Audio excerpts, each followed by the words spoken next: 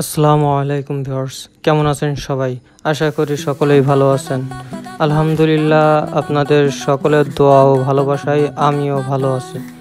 রোজকার মতো আজও আপনাদের মাঝে একটি নিয়ে চলে আসলাম আমার ফার্মিং ভিডিও।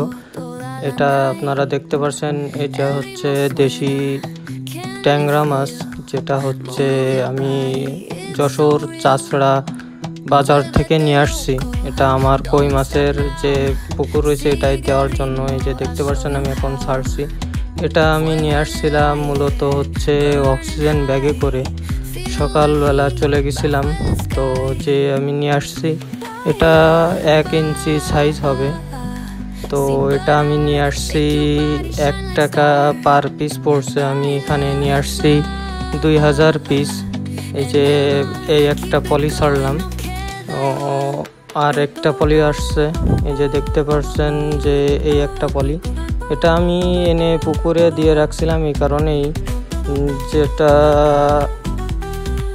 এই যে পলির ভিতরে যে পানিটা দিয়ে নিয়ে আসছি এটা অক্সিজেন দেওয়া ছিল, তো আমি এই কারণেই পুকুরে দিয়ে রাখছিলাম যাতে করে মাছটা হচ্ছে এই পানির যে আর্দ্রতাটা সেটা যেন এই মাছের শরীরে শ্যুট করে যায়। এই জন্য আমি 20 থেকে 25 মিনিট আমি পানির ভিতরে দিয়ে রাখছি। তো দেখতেই পাচ্ছেন মাছগুলো আলহামদুলিল্লাহ সুস্থ সবল আছে।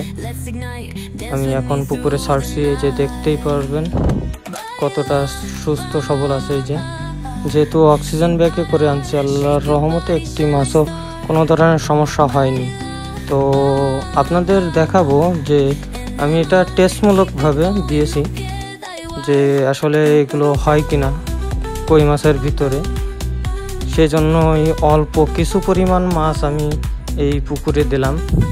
আমার এই পুকুরের বর্তমান যে কই মাছটা আছে এটা 130 লাইনে কেজি। এই যে মাত্র যে ট্যাংরাগুলো ছাড়লাম, এই যে দেখতেই পাচ্ছেন ভেসে বেড়াচ্ছে।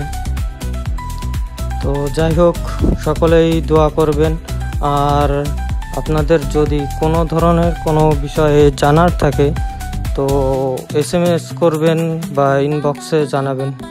আশা করি সকলেই ভালো থাকবেন।